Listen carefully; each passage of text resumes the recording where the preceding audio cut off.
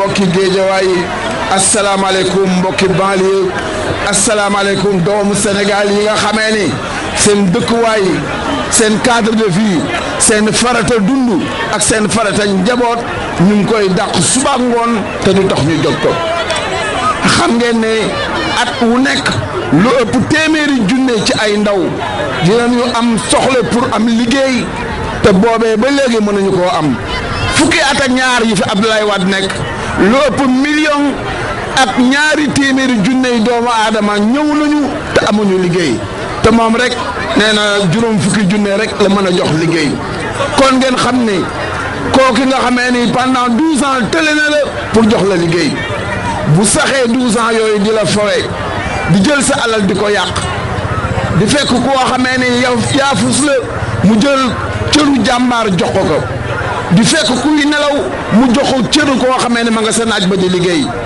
ngeen bàyyi ko pendant 12 ans lu nekk mu def ko ci réew mi ak ay loi yu bon ak di yàq constitution ngeen dem a dem ba jamono yooyu jot ay balam jeex mandaawam jeex mu ne moo lànk du fi jóge ba pare nag daal di nag day ubbi ay élection yoo xamee ni moo ko war a tax mu desaat doon président de la république ma ni wolof nee na ku la nax benn yoon yàpp na la benn yoon ku la nax ñaari yoon yàpp na la ñaari yoon ku toog fukki at ak ñaar di la nax nag kookee fonku la respecté wu la te ku la fonkul respecté wu la munu laa liggéeyal munu laa gëm munu laa jox sa cër munul fonk say doom te bu la waxee ne yemale na la ak doomam daf lay nax bu la waxee ne yemale na ak jabaram daf lay nax bu la waxee ne yemale na ak jigéenam da lay nax te am réew kenn du ko jox koo xamee ni am na at yi mu toll rax si dolli ay mandaawam jeex tàkk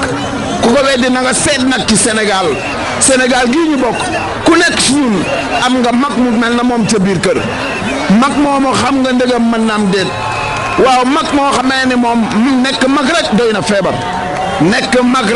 na feebar kon dina am jamono day absenté am jamono yoo xamee ne day télé am jamono yoo xamee ne dootul mënati nee naa la jamono yooyu kon kan moo yore réew mi kan moo koy téye jëmm joo xamee ni yéen sénégalais yi xamu leen ko mën na doon ku weex mën na doon ku ñuul mën na doon ab tubaab mën na doon chinois waaye kenn xamu ko ndax du rendre compte kenn te kenn falu ko lu ko neex mën na ko def ndax moo koy yëkkatiloo moo koy tegloo ma ni loolu du sécurité Sénégal du jàmmi askan wi du jàmmi mbokk yi du jàmm gor yi te loolu kenn du ci tabax réew ba loolu moo tax ma bëgg yéen Sénégalais yi ngeen xam ne bala nga naan naam ne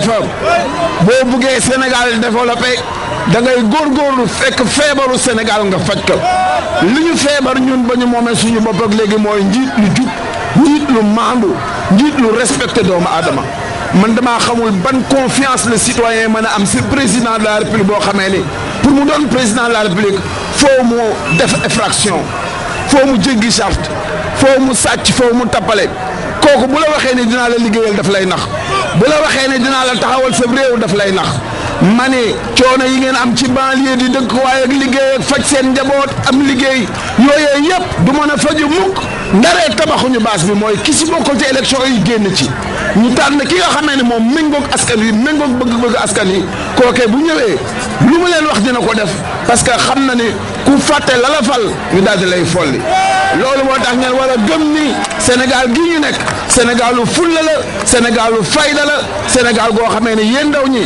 en 2000 yéen a jógoon contre l'avis des aînés ñu fal ko ñun ndaw ñi ñoo jógoon en 2000 contre l'avis suñuy mag fal Abdoulaye Wade tey jii bi ñu demee ba xam ne mënatul waratul ñun ndaw ñi ko faloon ñoo koy folli dàq ka si élection yi ndax jeexal na ba pare.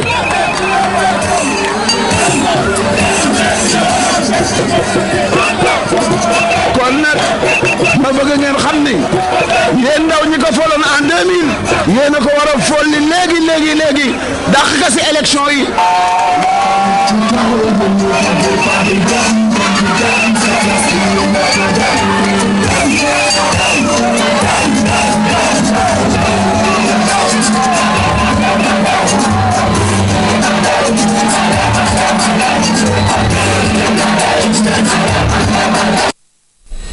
Le candidat Mordien du Parti de l'Espoir Yakar est élu à Ziguinchor.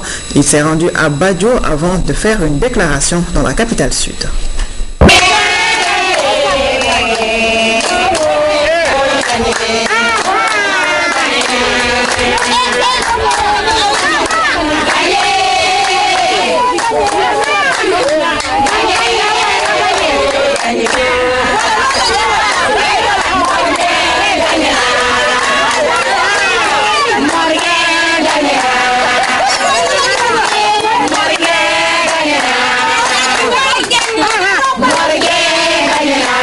Merci Madame la coordinatrice de la plateforme des femmes pour la paix en Casamance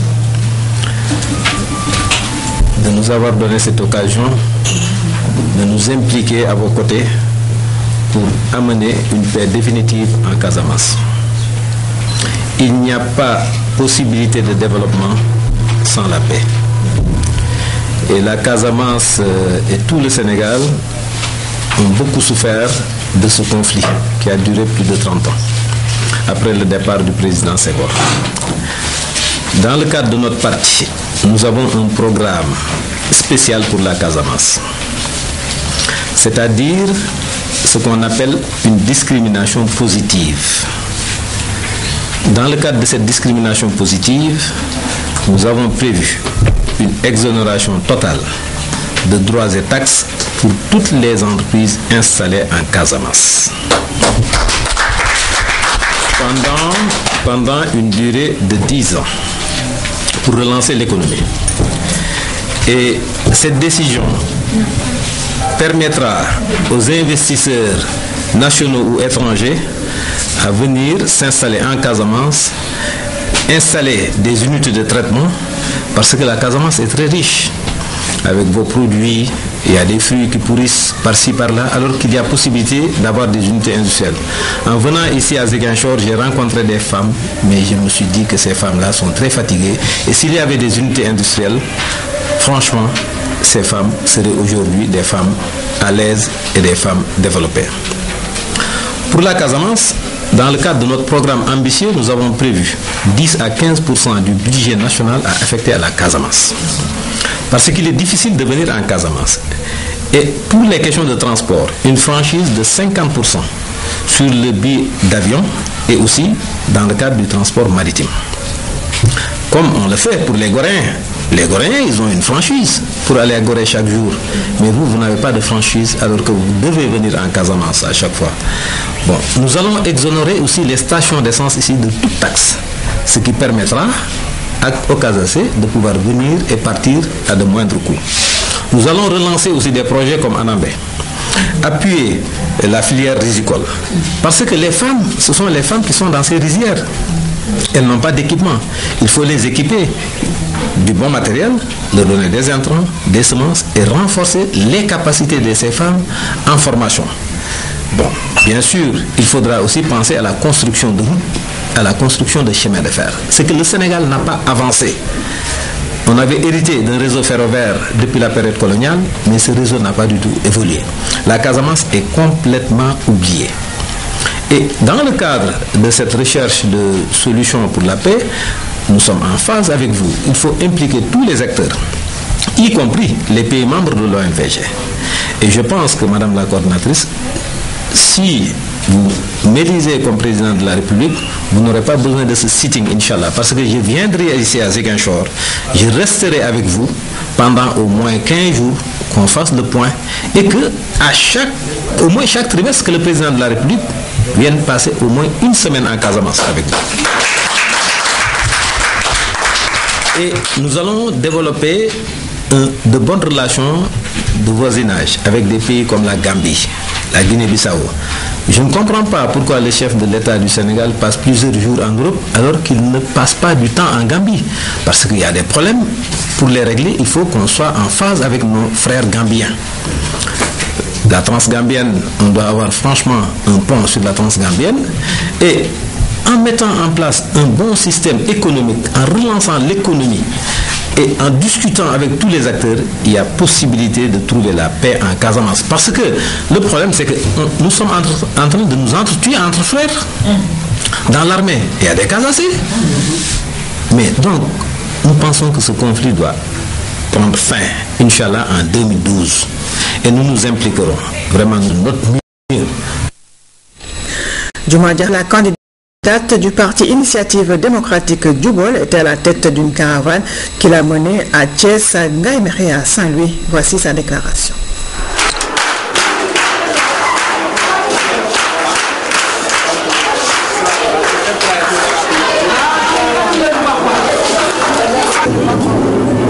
Je ne sais pas. Donc, mais le prix, c'est là, là, là, là. La plupart, c'est des femmes qui sont dans le délire.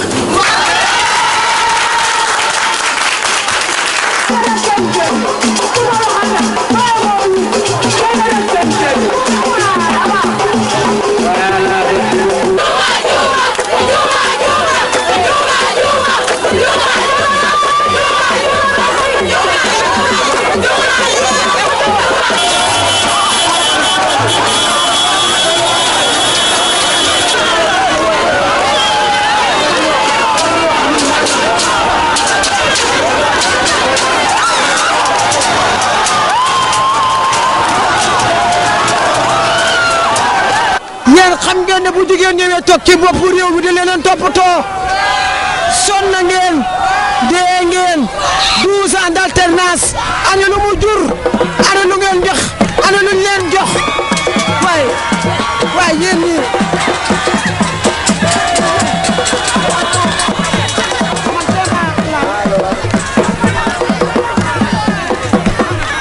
réew jigéenu Ndar góorgóorlu rek tax ngeen nekk fi ba heure bii góorgóorlu rek ak daan seen doole da ngeen sonn dund bi cher na courant bi cher na ndox mi cher na lépp cher ci dëkk bi ñu ngi bëgg a dee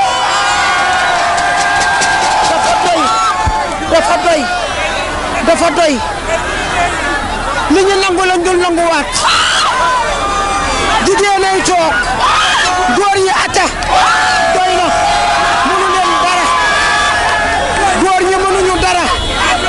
léegi jigéen ñi ñooy toog léegi jigéen la ñu wan leen lu ñu mëne da ngeen defe ni lu ñu war a toog ci kër gi rek di togg rek di yàq ak di fóot di baase déedéet loolu jeex na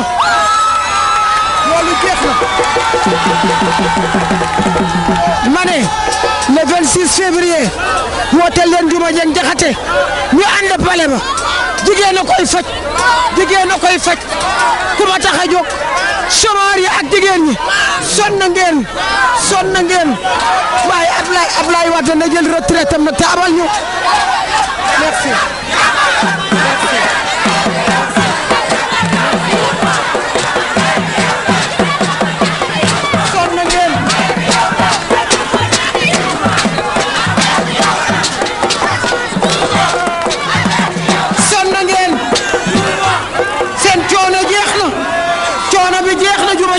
ñëw na coono bi jeex na góorgóorlu ngeen ba sonn politique ba sonn jarul ñu leen dara bu ñu jógee dugal leen ci kaar yi yóbbu leen ci meeting yi ngeen di yuuxoo ko tàccu rek ana lu mu jariñ ana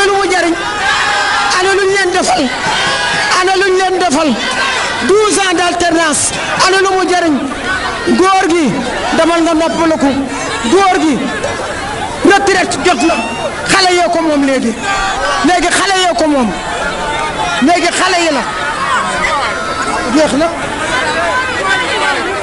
waaye yéen daal yéen a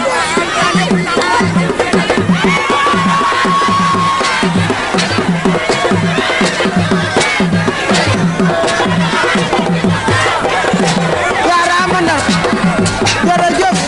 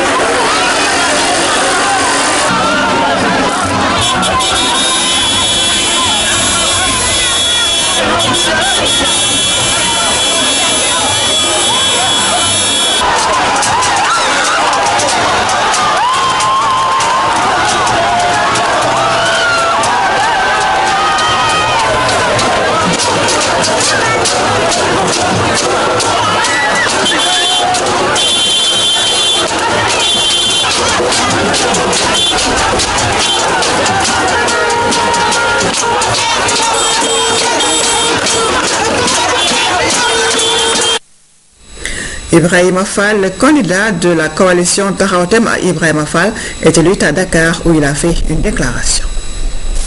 Mesdames, Messieurs, bonsoir. Je voudrais ce soir vous entretenir de la violence qui sévit dans notre pays à l'occasion de la campagne électorale. Cette violence est d'abord et avant tout une violence d'État. C'est ainsi que les manifestations pacifiques des candidats sont interdites. Les forces de l'ordre saccagent et molestent les candidats et leurs supporters. Les bombes lacrymogènes pleuvent. Et pourtant, la loi est très claire. Chaque candidat a le droit, dans la période électorale, d'organiser ses manifestations où qu'il veut sur l'ensemble du territoire national. Il est bon de rappeler cela au président de la République et au ministre de l'Intérieur, car les violences qui découlent de ces répressions doivent être imputées à l'État. Il y a aussi la violence liée à des accidents de la route qui nous ont endeuillés, notamment au cours de ces 24 heures. Il y a enfin la violence liée aux privations des populations. Violence ne peut pas être plus grave que celle qui affame les populations pour ensuite acheter leur carte d'électeur avec 2000 francs ou 5000 francs. C'est une violence structurelle qui est inadmissible. Je considère que toute cette violence a pour seule origine l'entêtement du président Abdoulaye Wade à vouloir briguer un troisième mandat alors qu'il n'y a pas droit. Il est bon que les citoyens, les autorités religieuses et traditionnelles lui fassent comprendre qu'on ne saurait sacrifier le destin d'une nation au profit d'une personne, pour importante que soit cette personne, en la personne du chef de l'État. Mbokk yi tey li ma bëgg a waxtaan ak yéen moo di xiiroo yi ngaayoo yi xeex yi am ci campagne électorale. Li ko lal li ci jëkk ci nguur gi la tegu, ndax yoon wi li mu wax daf ni képp koo xam ni kii nekk nga candidat yoon may na la ci campagne électorale nga mën a def si yëngu-yëngal fépp foo ko bëggee ci réew mi.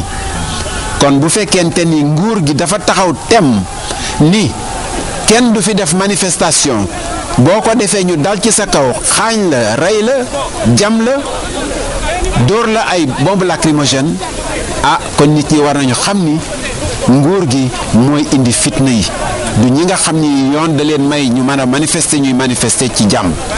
Ñaareel bi itam am na violence boo xam ne bii mi ngi jóge ci campagne électorale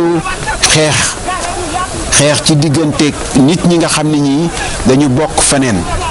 Loolu itam ay la yéwén jaru ko, waaye nag ñi ko sooke mooy ñi nekk ci nguur gi. Dama xalaat nag ni jot na askan wi rawatina kilifay diine yi ak kilifay aada yi wax ki nga xam ni kii moo tax lii yépp ñu ngi ciy dugg te jeexagul, muy Abdoulaye Wade, ni ko nguur jarul ñuy am ay nit ñuy dee, nañu bàyyi ñu def suñu élection, te kat bu fi defee tooxi doone ba mu tàng ba mu metti fii lay jóge ni mor dem France ca Versailles fa mu dëkk. Kon nag nit ñi nañu ko xam.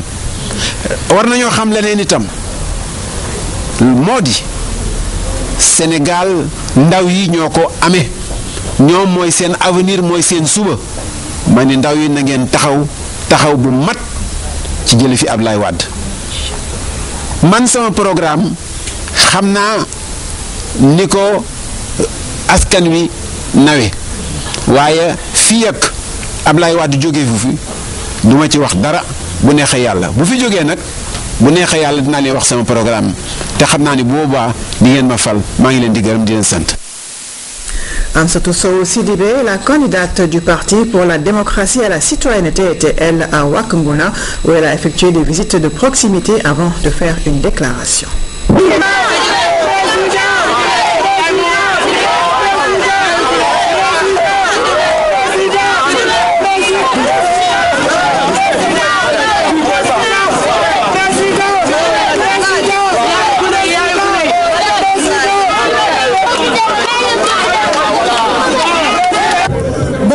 doore ci jaale waa Sénégal ndax Benno Siggil Sénégal dañu ñàkk ñetti militant yal na leen yàlla xare àjjana yi gën a kawe ñun nag ñu ngi ci Saloum bii ñu ngi fanaan Sokone ci kër Serigne Ahmadou Dabakh Dem tey ñu ngi Wack Ngouna ak imam Abdou Salam Bousso ak imam Bassirou Diassé fekk fi askan yu nekk ci marché bi Saloum nag boo waxee Saloum am na ñaari problème yoo xam ni dañu xaw a am solo torop muy li ñuy wax enclavement dem ak dikk bi dafa jafe ak li ñuy wax tourisme daf fi nasax te pourtant dëkku tourisme lañu moo tax ñu ne pour affaire enclavement bi dem ak dikk ñun suñu programme daf ci am solo fii ci Saloum dañu ne yoon wi jógee Nioro jaar Wack Ngouna dem ba Sokone daañu ci def goudron ndax poussière baa ngi bëgg rey nit ñi ñu ne bu ñu jëlee desitu réew mi ci mbirum dem ak dikk ñu di ko wax transport problème yi dañu bare dinañu def ay tali dinañu def ay piste yoo xam ni kenn du ci daw ñaari fan rek mu daal di yàqu donc yu qualité te li ñuy wax surfacturation maanaam naan dañuy yokk njëkk yi te njëkk yi xam nañu lan la jar daan ko xeex ndax surfacturation baaxul accident yi bare nañu dinañu jël ay mesures ba mu wàññeeku bu baax a baax a baax ñu ne carburant bi cher na transport yi cher nañu transporteurs yi ak taximan yi surtout sonn nañu dañuy liggéey suba ba ngoon duñu am dara ndax carburant bu cher dañ ko wàññi dinañu oto yi war a ñëw mënuñoo jënd oto yu bees nañ ñu bàyyi ñu dugal ay oto yu qualité même bu amee juróomi at wàññiwul dara wala mu ëpp juróomi at oto yooyu dañ leen dugal incha allah rabbi ñu ne pont yi dafa am pont yu yàqu il faut ñu defaraat ko waaye pont yi doyul il faut ñu defar yeneen ñu ne chemin de fer bii buñ ko fi indi woon du ngeen sonnee ni ngeen sonn muy feneen ci Sénégal ñun dinañu dellu si waat dinañu delloo si chemin de fer ba pare moderniser ko train yoo xam ne saxaar yoo xam ne boo ci duggee di nga am gaanuwaay di nga am fauteuil yu neex yu nooy di nga am foo mën a tëdd te train yi raay bi dañ ko defar ba nga xam ni accident yi dootul am ñu ne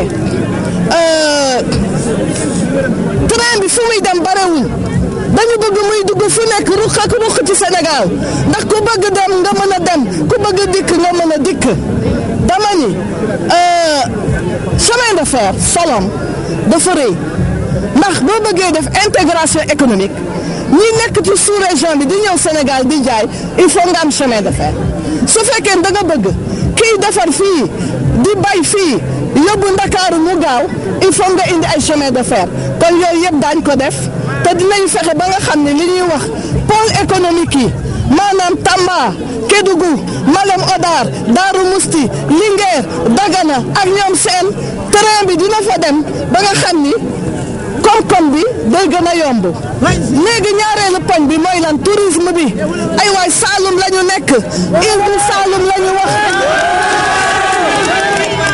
tourisme bi waroon fi am fayda waaye amu fi fayda te amul fayda feneen moo tax ñu ne tourisme ak solom dinañu fexe ba nga xam ni dinañu yokk tourisme ci Sénégal naka la ñuy def ñu ne tourisme dinañu def stabilité parce que politique bu jaxasee réew mi indi xiiroo ak ŋaayoo ñi bëgg ñëw Sénégal du ñu ñëw te loolu musiba la kon boog dinañu xeex ba nga xam ni stabilité politique dina am ñu ne aussi njëg yi dafa cher taxi yi dañu metti billet aéroport yi dañu metti hôtel yi dañu cher boo bëggee noppaliku doo ko mën.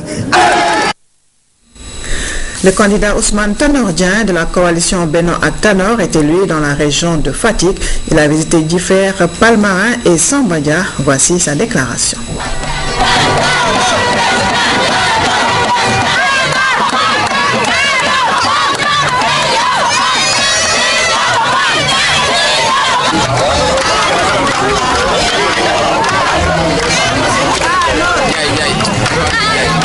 Assalamu alaikum.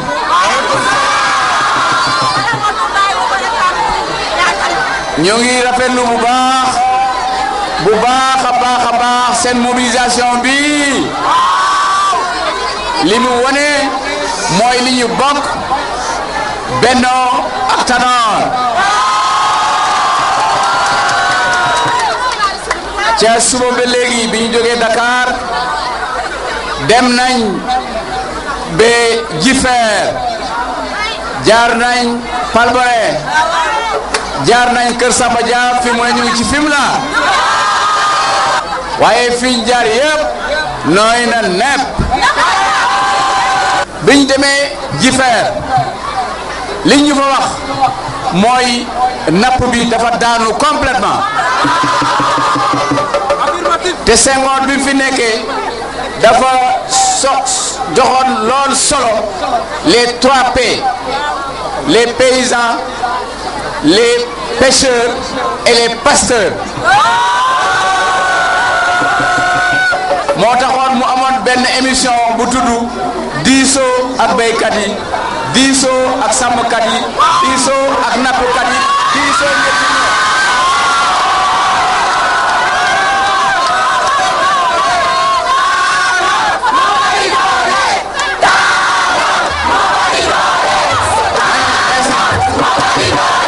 Pour Sénégal avancer foog ñu diisoo ak béykat yi diisoo ak sàmmkat yi diisoo ak nappkat yi parce que ñooñu ñëw réew mi.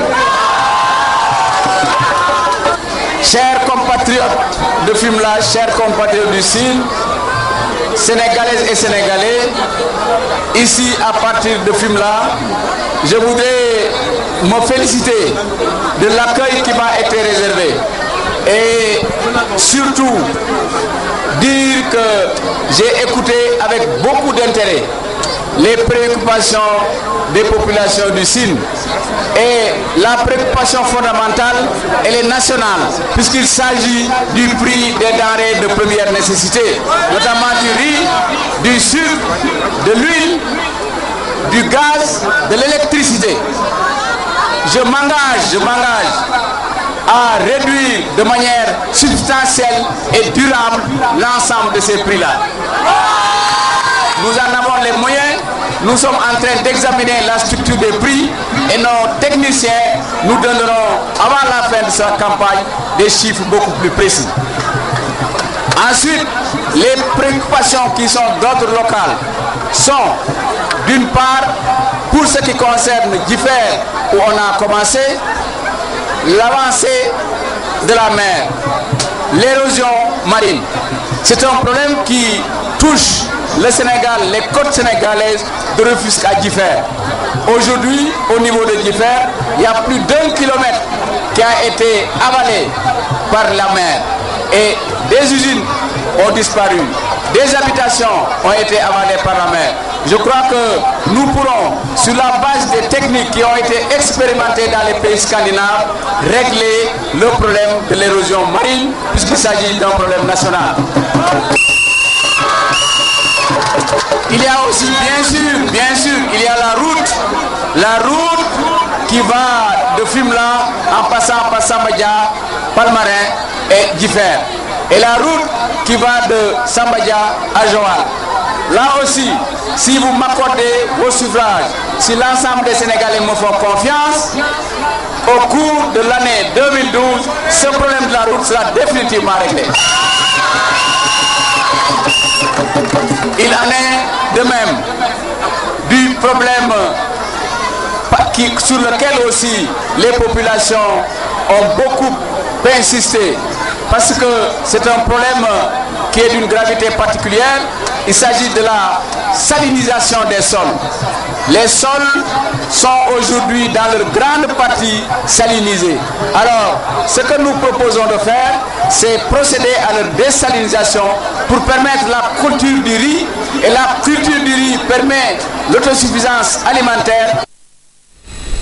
Le dernier candidat de la soirée est Macky Sall de la coalition Macky 2012. Il était en déplacement à Sédhiou, à Madina Wandifa, à Bounkiling et à Bignona où il a tenu des meetings. Bignona Nissafoul Nissafoul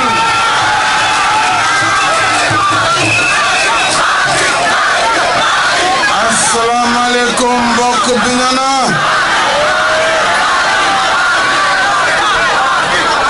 Assalamu alaikum mbokk Sénégal. maa ngi nuyu suñu mbokk Fogni, di nuyu suñu mbokk Buluf,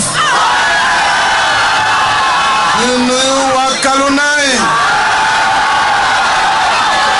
ñëw naa ci place bi yoon yu bare bare waaye lu mel ni mosu fi am.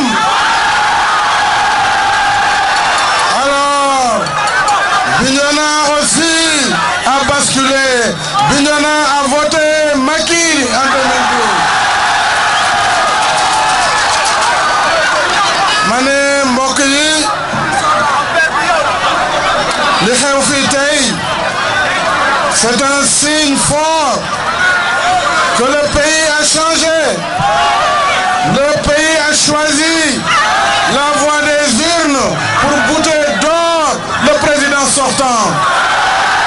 Alors, population de Bignona, que personne ne prenne votre victoire. Vous n'avez nangu kenn sàcc seen victoire.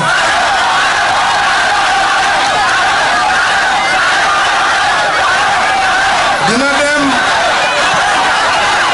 dem parce qu'avec une telle déferlante, un tsunami, rien ne pourra vous résister au soir de notre pays. Je voudrais saisir cette opportunité, mes chers amis, pour parler du drame qui frappe le Sénégal depuis plus de 30 ans.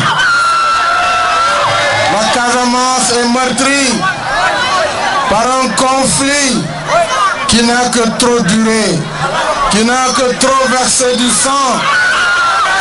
C'est l'occasion pour moi, ici, de saluer la mémoire de tous ceux qui sont tombés au champ de l'honneur. Je voudrais également vous dire mon engagement, lorsque vous me ferez confiance pour m'élire président de la République, mon engagement à tout mettre en œuvre et à ne ménager aucun effort à ouvrir immédiatement des négociations nationales qui incluront toutes les parties prenantes du conflit, y compris toutes les tendances du MFDC, pour trouver une solution définitive de ce conflit. J'engagerai immédiatement la diplomatie sénégalaise auprès du président Yahya Jammeh, auprès de la Guinée-Bissau, pour que ces deux pays travaillent de concert avec les forces de la Casamance, les femmes de la Casamance, la jeunesse de la Casamance, les forces vives du Sénégal. Ensemble, nous mettrons tout en œuvre pour trouver la paix définitive sur cette région du Sénégal. Je mettrai en œuvre des programmes urgents, un programme qui sera un plan Marshall spécial pour la Casamance, un programme de renforcement de l'agriculture de la Casamance, un programme spécial d'infrastructure, de routes, de ponts, mais également un programme pour le désenclavement total et définitif de cette très belle région du Sénégal. Je m'engage avec les forces du MFDC à faire le recyclage, la réintégration des combattants. Le pardon sera consacré. Nous allons nous retrouver ensemble, entre Sénégalais, pour la paix et pour le développement de notre continent. Voilà pourquoi, mes chers amis de la Casamance, l'heure est grave et l'heure est à la réconciliation. L'heure est à la réconciliation et au pardon. L'heure du dialogue a sonné en Casamance et tout le Sénégal doit se mobiliser pour la reconstruction de cette belle région.